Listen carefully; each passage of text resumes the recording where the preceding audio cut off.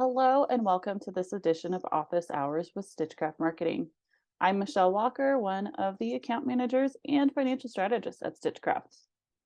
We created our monthly office hours as a venue to share our insights on important topics and to give you an opportunity to ask us questions. We have a 10 to 15-minute presentation up front, and at the end, I'll open up the floor. You can always drop questions into the chat, and that can be about the topic at hand or anything else that comes to mind. If you're comfortable, I'd love for you to introduce yourself in the chat. You can share your name and a little bit about your business. Today's presentation is built on a blog post that we released earlier this month called Good Math, Smart Business. You can find it on the blog at stitchcraftmarketing.com under the blogs titled Good Math, Smart Business. First, a disclaimer. Yes, a disclaimer. I am an experienced bookkeeper and financial strategist, both with years of running my own crafty business and helping other businesses restructure to survive and thrive in and out of difficult times. But I'm not a tax professional. As much as I love to help other creative business owners, there are some questions that are best left for your CPA or other certified tax professional. Okay, let's get started. So running a crafty business is tough. There's just no question in that. Entrepreneurship isn't for everyone, and having a craft-based business just makes it even tougher. There are a few pieces to juggle, including day-to-day operations, keeping up an inventory, engaging customers, staying ahead of trends while competing with those big box stores, and remaining collected during economic uncertainty, not falling behind on bookkeeping, and lastly, actually paying yourself. So a question that I get asked often is, do I need to be good at math to be good at business? No, but you do need to be comfortable with looking at your numbers, understand what they mean, and how to use that information, or at least have someone on your team who does. So no, you don't need to be good at math to be good at business, but good math makes for a smart business. Another common question I get asked is, do I have to manage my finances on my own to be a good business owner? Again, no. No, you do not have to keep up on your business finances on your own. The key to managing the financial data and money matters of your business is to have a strategy in place and tools to support your strategy. These can be set up and run by you or by a professional. Let's look at some money management strategies. 3 popular money management strategies are traditional accounting, what I like to call the money monster, and profit first. Traditional accounting is the corporate standard and is often adopted for all levels of business because it's how it's always been done.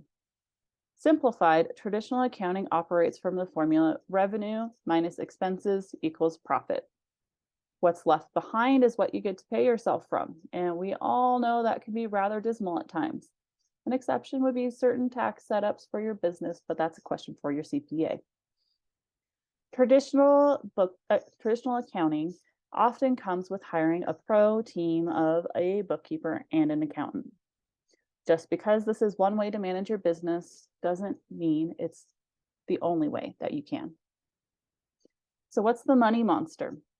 It's an ever-growing, not so friendly looking manifestation of that stack of receipts and bills, juggled net 30, net 60, net 90 accounts, looming deadlines, being unsure if there's enough money in the bank account day to day, uncertainty on where to begin, and the desire to also just kind of let it be as long as the current bills are paid and there's some money in the bank, right? And it often, worst of all, means leaving most of your finances unmanaged until tax time. I imagine a few of you have felt that crunch recently. Now to profit first. Profit First is the brainchild of entrepreneurial expert Mike Michalowicz.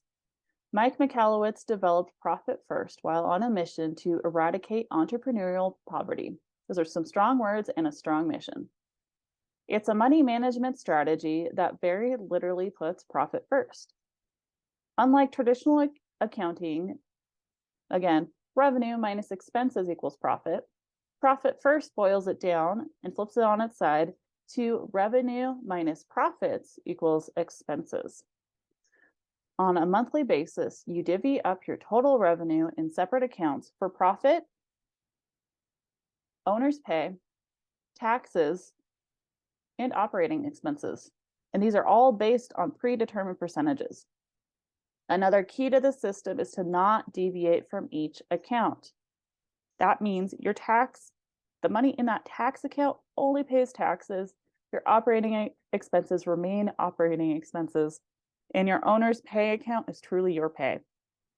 Now let's look at the percentages suggested for profit first. Looking at this chart, if you're operating at an annual revenue of $250,000 or less, this would mean 5% of your real revenue would go to your profit account, 50% to your owner's pay, 15% to tax, and 30% to operating expenses. You can also see, if you look at this chart, how the percentages adjust with real revenue increases. Now I have a question for you. How realistic do these percentages look to you? If you are operating a business in the craft industry, probably not a whole lot. So let's get back to talking about craft businesses a little bit deeper. The average craft business has monthly operating expenses greatly exceeding 30% of total real revenue. Operating expenses are typically over 50% of total real revenue, in part to the increasing costs of inventory and/or supplies.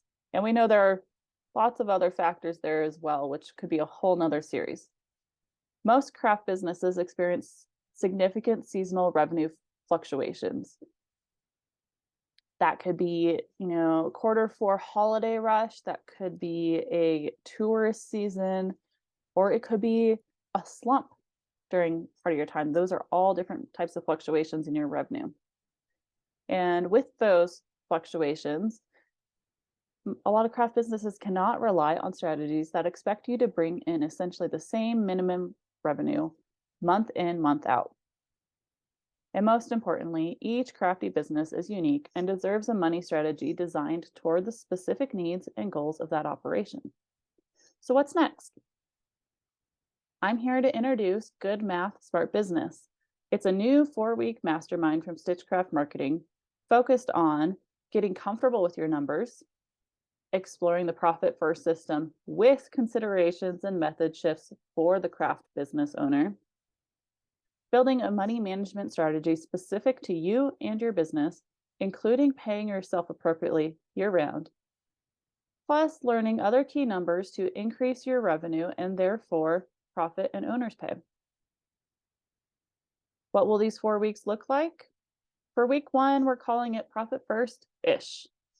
We'll start with certain money numbers to know in your business and learn how to find them. Then we'll dive further into profit first and discuss adjustments that can be made to best suit crafty businesses and run through some examples of utilizing profit first versus profit first-ish. Week 2 will be a profit first-ish workshop. This will be all about you. It's an hour session to come back with your numbers, ideas, and questions so we can set a money management plan for you that you can start using right away. Week 3 will be all about raising your revenue. We'll explore some key numbers beyond your bank accounts that affect your revenue, simulate putting effort into each of these numbers and how they play into your revenue stream, and how to implement these small changes for big impact. Week 4 will be a workshop about raising your revenue. It's another week that's all about you. You get to come back with your numbers, ideas, and questions. Plus, we'll finalize your personal money management strategy of profit first-ish, plus leveraging key numbers. So again, Good Math, Smart Business is a mastermind that runs for 4 consecutive weeks of instruction plus workshopping, all to create your personal money management strategy. It's a small group. It's capped at 8 members per round to keep the mastermind small enough to give everyone the opportunity to fully participate. It is best served by being an active member of the group. This includes some very light homework. And my favorite part, mathematician status is not required. The first round begins May 17th, 2023. And there is wait lists available for future mastermind rounds if that doesn't work for you. For more information to sign up or get on the wait list, you can head to the contact form on stitchcraftmarketing.com. That's at stitchcraftmarketing.com/contact. Again, the first session will be Wednesday, May 17th. We are looking at this point in time to have the sessions be at noon Central Time. There are limited seats. Good Math Smart Business is a one-time investment of $975. This one-time fee includes 4 one-hour group sessions on Zoom, a single 30-minute one-on-one consultation with me, the financial strategist at Stitchcraft Marketing, and take-home tools and worksheets to use now and in the future so you can rework this program for any growth or change in your business. If you have any questions after these office hours or want to get on a waiting list or sign up, you can head to the contact form on stitchcraftmarketing.com and fill that out real quick and we'll get you on the right place. So that's at stitchcraftmarketing.com/contact.